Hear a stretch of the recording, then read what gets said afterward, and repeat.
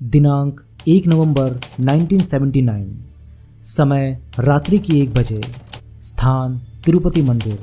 पूरा तिरुपति शहर और स्वयं भगवान श्रीमन नारायण भी शयन कर रहे थे और घनघोर शांत रात्रि थी कि इतने में ही टन टन टन टन तिरुपति मंदिर में भगवान वेंकटेश्वर के शिव विग्रह के ठीक आगे जो बड़ा सा घंटा है वो अपने आप ही हिलने लगा और उस घंटनाद से पूरा तिरुपति शहर एकदम आश्चर्य से भड़कर उठ खड़ा हुआ। मंदिर रात्रि 12 बजे पूरी तरीके से बंद हो गया था। फिर कैसे ये घंटानाद की ध्वनि आ रही थी?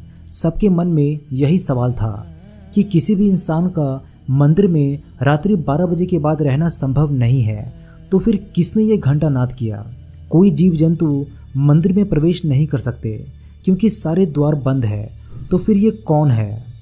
मंदिर के मुख्य अधिकारी श्री PVR के प्रसाद के नेत्रों में आंसू थे, क्योंकि सिर्फ वे ही जान पा रहे थे कि प्रभु ने इतनी रात को घंटानाद क्यों किया है। दोस्तों, आप शायद इस घटना को नहीं जानते होंगे क्योंकि सरकार और मीडिया कर्मियों ने ना तो इसे ठीक तरीके से बताया और ना ही इस खबर को ठीक से छापा। तो चलिए जान लेते हैं इस सत्य और आश्चर्य कर देने वाली घटना जो कि तिरुपति बालाजी में घटी।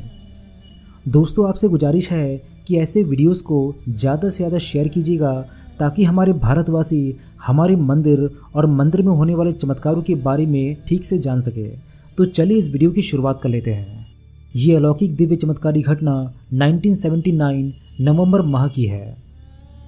1979 में तिरुपति क्षेत्र में भयंकर सूखा पड़ गया था।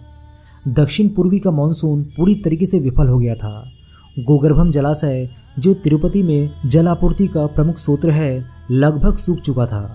आसपास स्थित सारे कुएं लगभग सूख चुके थे। तिरुपति ट्रस्ट के बड़े अधिकारी बड़े तनाव में थे। थोड़ा बहुत बस महीने भर का पानी शेष रह गया था।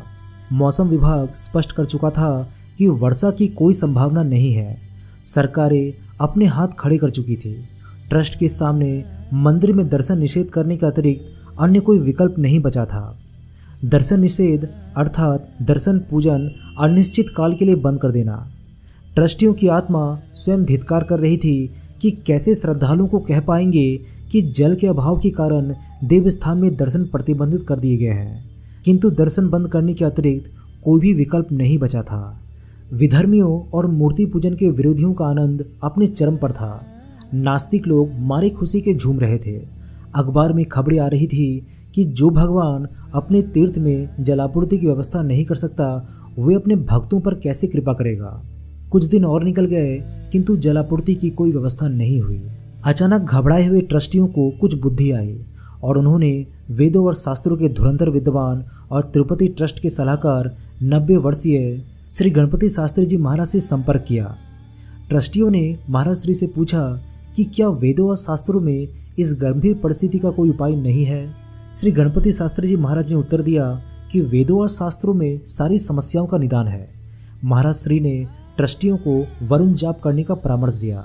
महाराज श्री ने ट्रस्टियों को बताया कि पूर्ण समर्पण, श्रद्धा और विश्वास से यदि अनुष्ठान किया जाए तभी अनुष्ठान फलीभूत होगा, अन्यथा नहीं। श्रद्धा में एक पैसे भर की भी कमी पूरे अनुष्ठान को विफल कर देगी। ट्रस्टियों ने वरुण जाप करने का निर्णय ले लिया और दूर दूर से विद्वानों को निमंत्रण भेजा गया। समय बहुत ही कम था और लक्ष्य बहुत बड़ा था। जलापूर्ति मात्र 10 दिनों तक बाकी रह गए थे। कुल मिलाकर 1 नवंबर को जब का मुहूर्त निकाला गया, तभी बड़ी भारी समस्याओं ने ट्रस्टियों को घेर लिया। जिन बड़े बड़े विद्वानों को निमंत्रण भेजा गया था उनमें से अधिकांशों ने आने से मना कर दिया, क्योंकि किसी का स्वास्थ्य खराब था तो किसी के घर पर मृत्यु हो चुकी थी, किसी को कुछ तो किसी को कुछ समस्या आ गई थी। इधर इन खबरों को अखबार बड़ी प्रमुखता से चटकारे ले लेकर छाप रहा था और सनातन धर्म, ट्रस्ट मंडल और तिरुपति बालाजी का मजाक बनाया जा रहा था। धर्म के शत्रु सनातन धर्म को अंधविश्वास सिद्ध करने पर तुले हुए थे। ट्रस्ट के अध्यक्ष श्री प्रसाद साहब की आंखों में आंसू थे। उन्होंने रो रो कर आर्त हृदय से प्रभु वेंकटेश्वर से प्रार्थना की। सारे ट्रस्टी और भक्तों ने भी प्रार्थना की। सभी ने प्रभु से प्रार्थना की कि क्या वरुण जाप नहीं हो पाएगा, क्या मंदिर के दर्शन बंद हो जाएंगे, क्या हजारों लाखों साल पुरानी परंपराएं लुप्त हो जाएगी। भगवान से प्रार्थना करके सभी लोग अपने अपने घर चले गए। मंदिर के पट बंद कर दिए गए। मंदिर में कोई नहीं था। लेकिन सभी चिंतित भागवत भक्त अपने अपने घरों में रो रो कर प्रभु से प्रार्थना कर रहे थे। करीबन रात के 1 बज चुके थे। तभी अचानक जोर जोर से तिरुपति बालाजी मंदिर के सामने का घंटा बजने लगा। ये आवाज़ इतनी जोर से हुई कि पूरा का पूरा तिरुपति क्षेत्र जाग उठा। सब लोग आश्चर्यचकित हो गए कि ये आवाज़ कैसे हो रही है, परंतु मंदिर के अध्यक्ष की आंखों में आंसू थे। वे समझ गए थे कि प्रभु कह रहे हैं कि चिंता मत करो, मैं तुम्हारे साथ हूँ, तुम लोग वरुण जाप की शुरुआत करो। दूसरे दिन सुबह से ही वरुण जाप हेतु अनुकूलताएं मिलनी आरंभ हो गई। जिन विद्वानों ने आने से मना कर दिया था वे आने को तैयार हो गए। 8 नवंबर को पुनः मुहूर्त निर्धारित कर लिया गया। जो विद्वान अनुष्ठान से मुंह फेर रहे थे वे पूरी शक्ति के साथ अनुष्ठान में आ डटे। वरुण जाप 3 दिन तक चलने वाली परम कठिन वैदिक प्रक्रिया है। ये प्रातः लगभग 3 बजे आरंभ हो जाती है। इसमें कुछ विद्वानों को तो घंटों छाती तक पुष्करणी सरोवर में खड़े होकर मंत्र जाप करने थे। कुछ भगवान के आर्च विग्रहों को अभिषेक कराते थे, कुछ यज्ञ और होम करते थे तो कुछ वेद पाठ करते थे। 3 दिनों की इस परम कठिन वैदिक प्रक्रिया के चौथे दिन पूर्णाहुति के रूप में सहस्त्र कलश अभिषेकम सेवा प्रभु श्री वेंकटेश्वर को अर्पित की जाने वाली थी। 3 दिनों का अनुष्ठान संपन्न हुआ। सूर्य नारायण अंतरिक्ष में पूरे तेज के साथ चमक रहे थे। बादलों का नामो निशान नहीं था।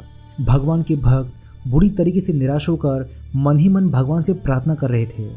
भगवान के आर्च विग्रहों को पुष्करणी सरोवर में स्नान कराकर पुनः मंदिर में ले जाया जा रहा था। पत्रकार चारों ओर से खड़े होकर तमाशा देख रहे थे और हंस रहे थे और चारों ओर विधर्मी घिरकर चर्चा कर रहे थे कि अनुष्ठान से बारिश, ऐसा भी कभी क्या हो सकता है?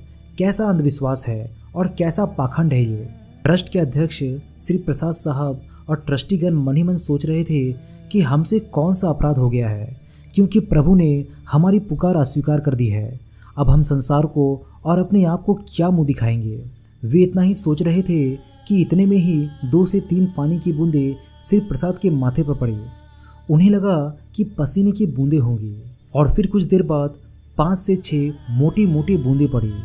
सर ऊपर उठाकर देखा तो आसमान में काले काले पानी से भरे हुए बादल उमड़ आए और घनघोर बिजली कड़क उठी। 2 से 3 सेकंडों में मूसलाधार वर्षा आरंभ हो गई। ऐसी वर्षा कि सभी लोगों को भगवान के उत्सव विग्रहों को लेकर मंदिर की ओर दौड़ लगानी पड़ी, पर फिर भी वे सभी सर से पैर तक भीग चुके थे। दोस्तों, आपको जानकर यह आश्चर्य होगा कि वर्षा केवल तिरुपति पर्वत के क्षेत्र में ही हुई। आसपास एक भी पानी की बूंद नहीं पड़ी। गोगर्भम जलाशय और आसपास के कुएं लबालब पानी से भरने लगे। इंजीनियरों ने तुरंत आकर बताया कि पूरे 1 वर्ष तक की जलापूर्ति की अब कोई चिंता नहीं है। सेक्युलर पत्रकार और धर्म के शत्रुओं के मुंह पर हवाइयाँ उड़ने लगी। लोगों की आंखें फटी की फटी रह गई। ये घटना सबके सामने घटित हुई और हजारों पत्रकार और प्रत्यक्षदर्शी इसके प्रमाण हैं, लेकिन इस बात को दबा दिया गया। सनातन धर्म की इतनी बड़ी जीत के किस्से कभी टेलीविज़न, सिनेमा अथवा सोशल मीडिया पर नहीं गाए जाते। दोस्तों, भगवान वेंकटेश्वर श्रीनिवास कोई मूर्ति नहीं वरन साक्षात श्रीमन नारायण स्वयं है। वे अपने भक्तों की पुकार सुनकर वे आज भी दौड़े चले आते हैं। दोस्तों, इस वीडियो को शेयर ज़रूर कीजिएगा ताकि पूरे भारतवासियों तक ये वीडियो पहुंच पाए। हम यही आशा करते हैं कि आप हमारी मेहनत को एक लाइक, एक शेयर और एक सब्सक्राइब का पुरस्कार ज़रूर दीजिएगा।